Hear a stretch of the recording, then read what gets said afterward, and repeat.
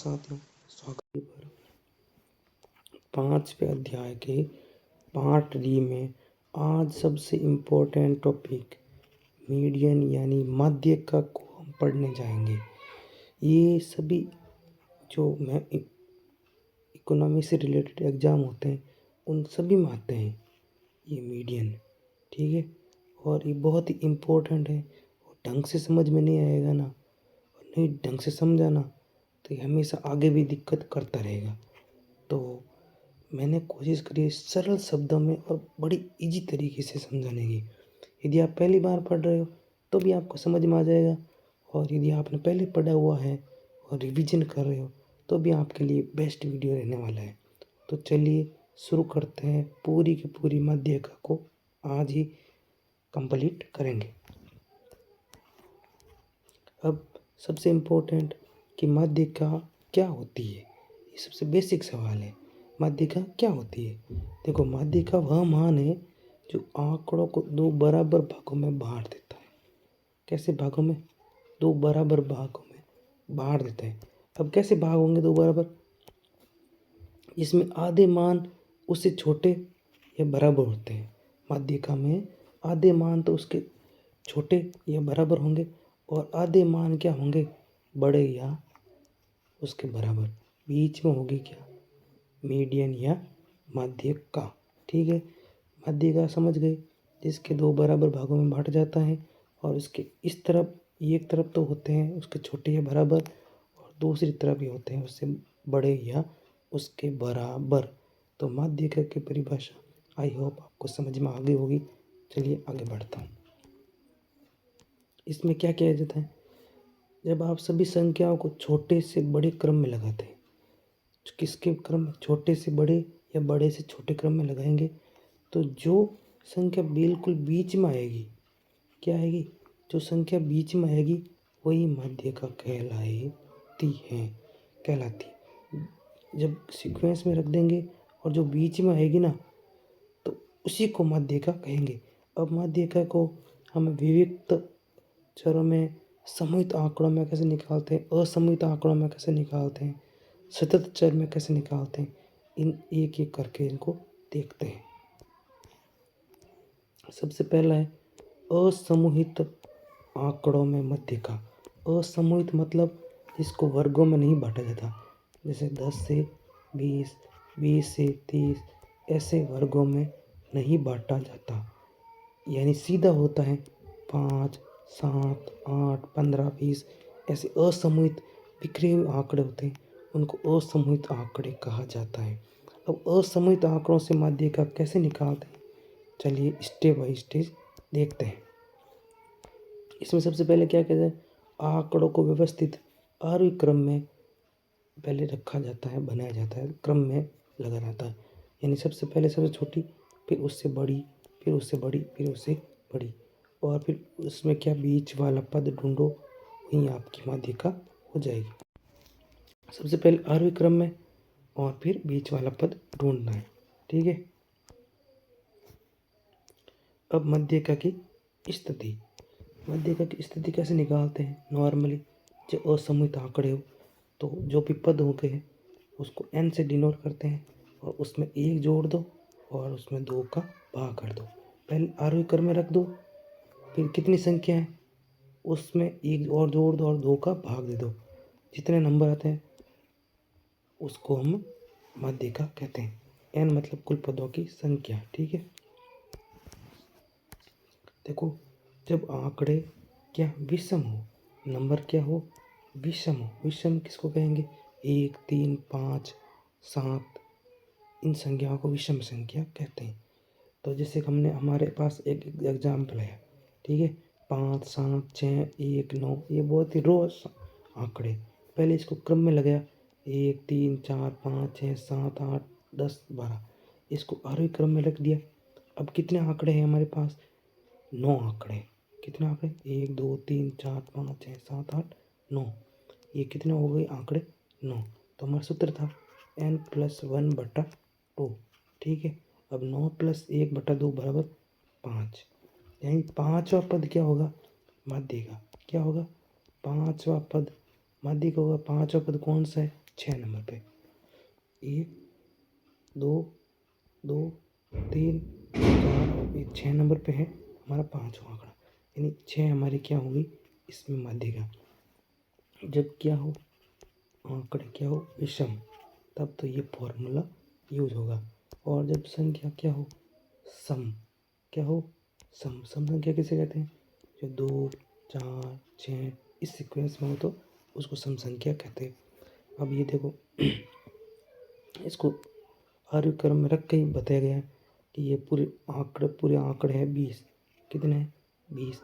इसमें भी ये सूत्र लगाओ 20 + 1/2 तो 21/2। 21/2 करेंगे तो कितना है उत्तर में 10.5। 10.5। अब 10.5 में तो कुछ आंकड़े हैं नहीं, ये तो 10 पे है या 11 पे है। ठीक है 10 पे तो है 45। कितना है 45 और 11 पद पे है 46। अब इनमें से कौन सा चूज करना है, इनमें से कौन सा चूज करना है हमारी माध्यिका के लिए, तो कुछ नहीं 45 और 46 दोनों को जोड़ देंगे और 2 का भाग दे देंगे, जो उत्तर आएगा वही इसमें माध्यिका होगा। ये थी सम वाली परिस्थिति। पहले बताई थी हमने विषम वाली परिस्थिति, इसमें है सम वाली परिस्थितियों को सॉल्व करने का तरीका। अब ठीक है, अब विविक्त या डिस्क्रीट माध्यिका। जब आंकड़े विविक्त हो डिस्क्रीट हो, मैंने आपको बताया सतत आंकड़े अलग होते हैं विविक्त अलग होते हैं। जब इसको कैसे निकालते हैं और वर्ग में भी हो और विविक्त भी हो, तो देखते हैं इसकी प्रक्रिया क्या होती है। सबसे पहले तो n निकालो, नंबर कितने हैं टोटल उनको निकालो, फिर n + 1/2 कर दो, ये हो जाएगा क्या इसको ये निकालना है। फिर इसमें क्या संचय बारंबारता निकालनी होगी, क्या निकालनी होगी CF, इसको कम्युलेटिव फ्रीक्वेंसी भी कहा जाता है, ये निकालनी होगी। और फिर जिस CF में वो स्थिति आई वही हमारी माध्यिका है। वर्ग में विविक्त वर्ग हो, ठीक है, ये विविक्त वर्ग माध्यिका के अलग अलग प्रकार है, अलग अलग आंकड़ों से माध्यिका निकाली जाती है। तो पहले हमने विषम देखा था, फिर सम देखा था, अब विविक्त वर्ग विविक्त में देखेंगे। एग्जाम्पल लो, 10 रुपये आए किसकी, कितने व्यक्तियों की है 2 व्यक्तियों की। 20 4 व्यक्तियों की। 30 रुपये 10 व्यक्तियों की। 40 रुपये 4 व्यक्तियों की आय है। अब टोटल आदमी कितने हो गए, टोटल आदमी कितने हो गए हमारे पास, टोटल आदमी हो गए हमारे पास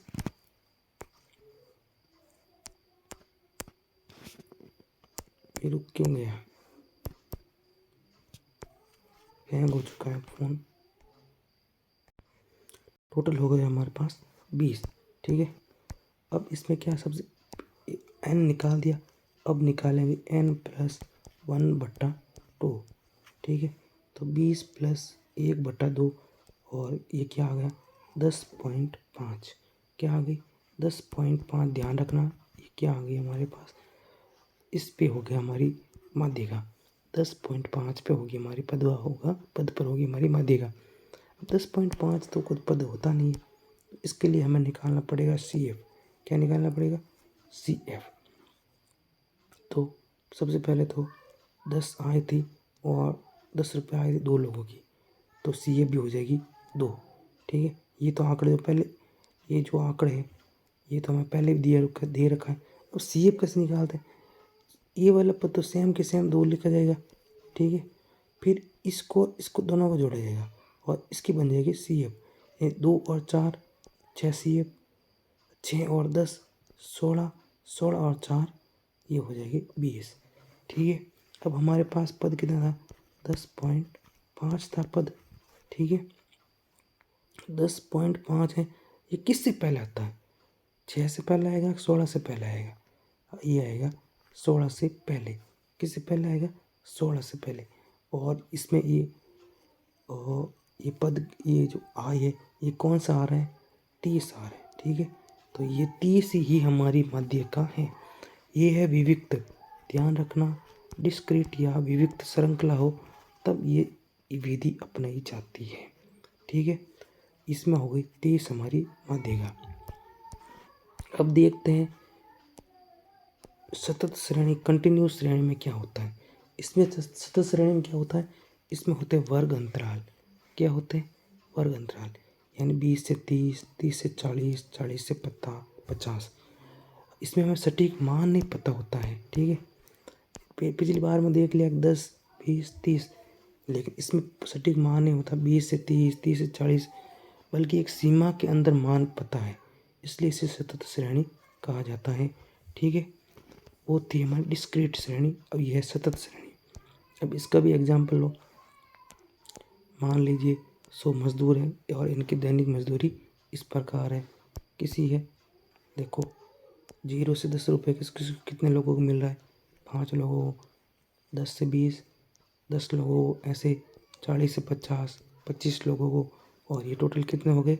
100 मजदूर हो गए, जो विभिन्न प्रकार की मजदूरी प्राप्त करते हैं।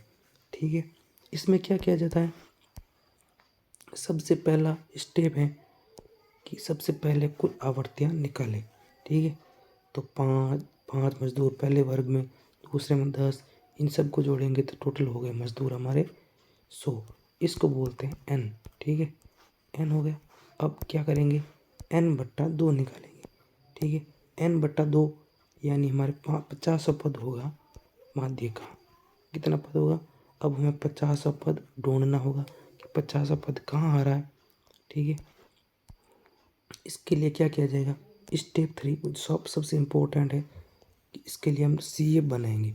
पिछली बार में भी देखा था कि पहले वाले पद में तो सी एफ क्या होती है? सेम होती है। फिर अगले पद में क्या होता है कि 5 और 10 जुड़ जाती है और 15 बन गई सी एफ। 15 और 20 जुड़ जाएगी तो 15 और 20 जुड़ जाएगी, 35 बन गई सी एफ।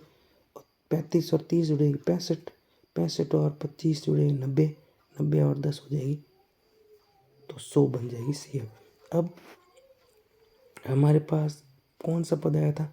50 पद। अब 50 पद किस सी एफ में आता है? किससे कम है? तो 35 से कम है, 65 से कम है, तो सीधा बोलेंगे कि 65 से कम है। ठीक है, अब 65 से कम हो गया तो हमारा मध्य का वर्ग हो गया 30 से 40। क्या हो गया? 30 से 40। और हमारे इस वर्ग की फ्रीक्वेंसी कितनी होगी? 30 होगी हमारी फ्रीक्वेंसी, यानी बारंबारता। ठीक है, लेकिन इसमें सी एफ लिया जाएगा 35। ठीक है, वर्ग लिया जाएगा 30-40 का, फ्रीक्वेंसी लगेगी 30 की और सी एफ लेगा 35 वाला। ठीक है, अब सूत्र लगाना है। इसके लिए सूत्र होता है L+N/2 माइनस सी एफ बटा एफ इंटू एच। अब L क्या होता है? जो हमने वर्ग बताया था 30 और 40। ठीक है, इसकी निम्न सीमा, लोअर सीमा, ये 30 हो गई। अब n/2 हमने निकाला था, कितना आया था? 50 आया था। और मैंने अभी बताया कि सी एफ उस वर्ग के ऊपर वाली ली जाएगी, मध्य के वर्ग से पहले की सिंचाई बारंबारता। तो हमारे पास कितनी थी वो? 35। और फ्रीक्वेंसी हमारे पास 30 आ ही चुकी थी। और वर्गों के बीच में जो हाइट है वो 10 का है ही, तो कोई दिक्कत है ही नहीं। सब हमारे पास आंकड़े प्राप्त हो गए। अब मान रख दो। ठीक है, 30 रख दिया लोअर सीमा, 50 हो गई हमारी पद और 35 सी एफ और 30 हमारे हो गया फ्रीक्वेंसी और हाइट होगी 10। ठीक है, 10 हो गई। अब 30 काट दिया, इसके बच गए 3, 3 का 15 में भाग चला गया तो 5 बार, 30 और 5 हो गई हमारी माध्य का।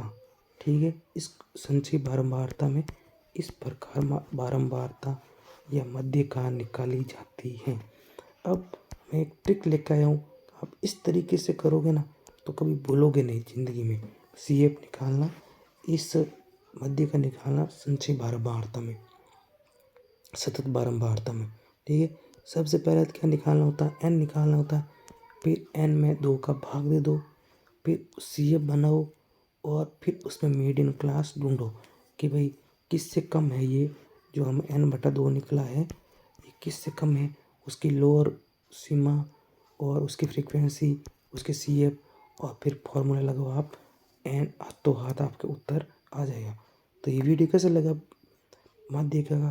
बिल्कुल शॉर्ट में और इतने इजी तरीके से बताया है कि आज तक ऐसा कुछ नहीं बता पाया। रिवीजन एकदम फास्ट हो जाएगा और पहली बार देखोगे तो भी आपका सब पूरा पूरा कंसेप्ट क्लियर होने वाला है।